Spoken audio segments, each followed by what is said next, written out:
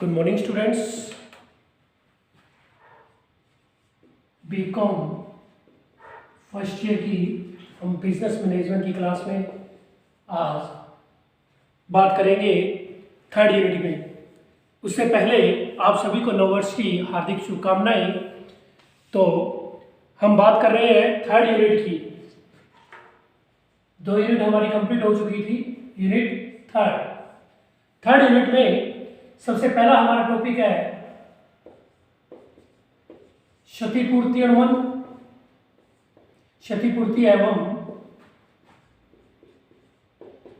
Guarantee अनुबंध, यानी कि कंपनसेशन एवं गारंटी अनुबंध, इसकी हम बात करेंगे। तो सबसे पहले बात करते हैं हम क्षतिपूर्ति अनुबंध के बारे में। तो क्षतिपूर्ति अनुबंध वो होता है जिसमें किसी एक पक्षकार द्वारा दूसरे पक्षकार की या दूसरे पक्षकार को हानि से बचाने का कोई वचन दिया जाता है, जो वचनदाता के स्वयं के आचरण से या किसी अन्य व्यक्ति के आचरण से या व्यवहार से पहुंचती है। जो हानि होती है किसी एक पक्षकार द्वारा दूसरे पक्षकार के या दूसरे पक्षकार को हानि से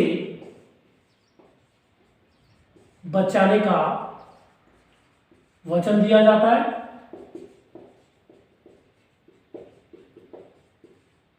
जो वचनदाता के स्वयं के आचरण से, आचरण यानी कि यहां लिख देते हैं हम व्यवहार से, आचरण से या किसी अन्य व्यक्ति के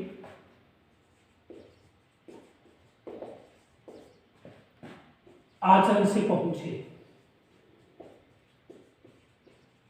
ये हमारी जो डेफिनेशन है 1872 की धारा, इंडियन कॉन्ट्रैक्ट 1872 की धारा 124 के अंतर्गत इसे परिभाषित किया गया है, जिसमें यह स्पष्ट है कि किसी एक पक्षकार द्वारा दूसरे पक्षकार को हानि से बचाने का वचन दिया जाता है, जो वचनदाता के स्वयं के आचरण से या किसी अन्य व्यक्ति के आचरण से जो हानि पहुंचती है वो उसे बचाने का उसे वचन दिया जाता है। इसमें सीधी सी बात क्या होती है, जैसे एक पक्षकार ने दूसरे पक्षकार के साथ किसी प्रकार का कोई व्यवहार किया, कोई सौदा किया, कोई डील की, ठीक है। डील करने के बाद जब बाद में पता लगा कि मैंने स्वयं दूसरे व्यक्ति के साथ क्या कर लिया, धोखा कर दिया, या ये बात आ जाती है कि मेरा मन संतुष्ट नहीं है इस व्यक्ति के साथ क्या करके, व्यवहार करके या कोई भी सौदा करके, तो उस व्यक्ति को यानी कि इस व्यक्ति को अगर किसी प्रकार की कोई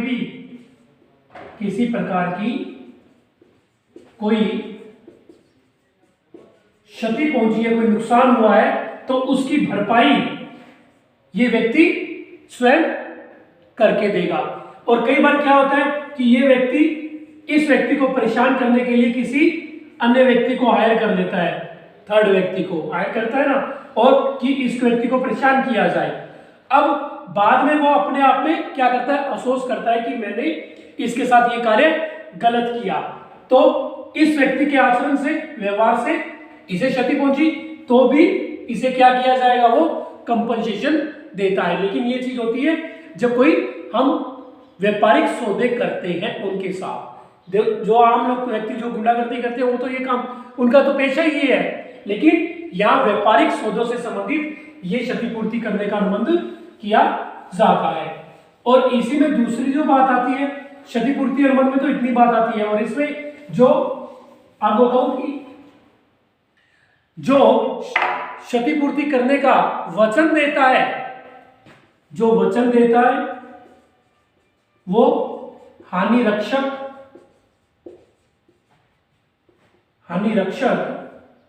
या क्षतिपूर्ति धारी कहलाता है, क्षतिपूर्ति धारी कहलाता है। या और जो प्राप्त करता है वो, सॉरी ये थोड़ा सा, जो हानि रक्षक या क्षतिपूर्ति कर्ता कहलाता है, क्षतिपूर्ति कर्ता कहलाता है जो वचन देता है। और जो प्राप्त करता है वो धनराशि, वो हानि रक्षाकारी या क्षतिपूर्ति धारी कहलाता है। ठीक है, ये तो है क्षतिपूर्ति अनुबंध से संबंधित। इसी में दूसरा पॉइंट आता है गारंटी अनुबंध।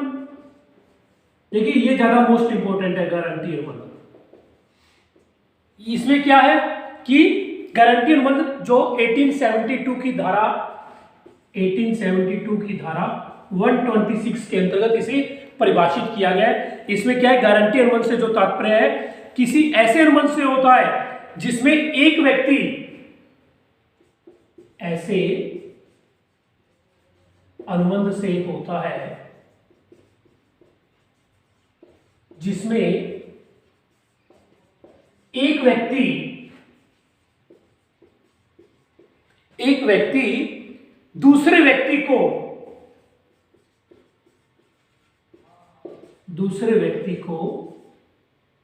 किसी तीसरे व्यक्ति तथा या को किसी तीसरे व्यक्ति द्वारा भूल करने या त्रुटि करने की दशा में उसके दायित्व अथवा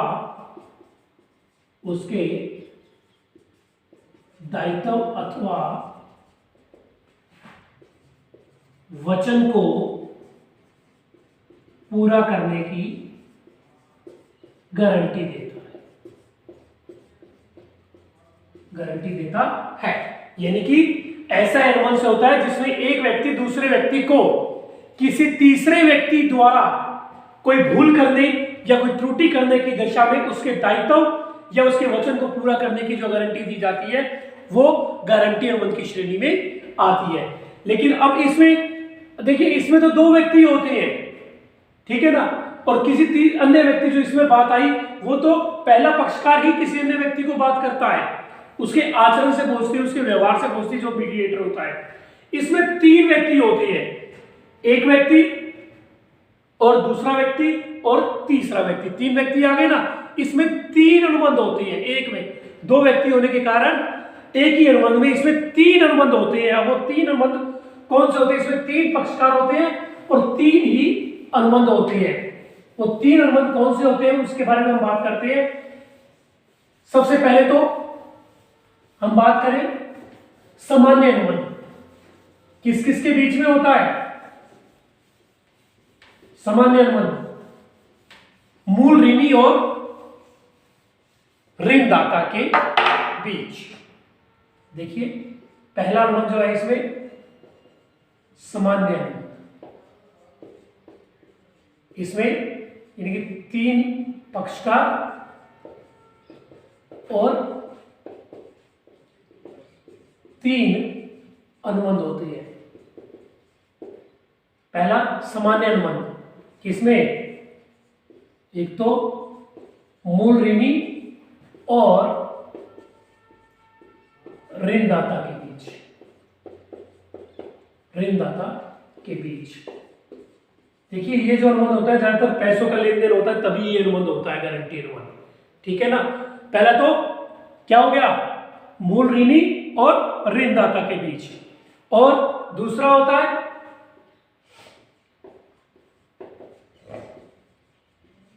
गारंटी अनुबंध। ये किसमें होता है, यह प्रतिभू जो गारंटर होता है, प्रतिभू तथा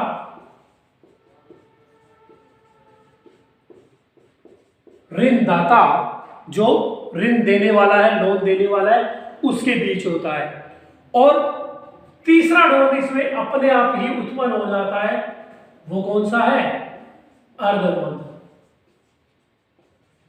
किसके बीच में होता है ये? मूल ऋणी और प्रतिभू के बीच। क्योंकि देखिए ये अनुबंध तो होना ही था, जिसने पैसा लोन लिया है, उधार लिया है, किससे? ऋणदाता से, ये तो अपने आप उत्पन्न होना है ना। और दूसरा गारंटी अनुबंध, अब जिसने पैसा दिया है वो किसके साथ किया इसने अनुबंध? प्रतिभू ने, इसने गारंटी दी है ना कि मैं आपका पैसा चुका दूंगा, इसके बीच ये गारंटी अनुबंध अपने आप उत्पन्न हो गया।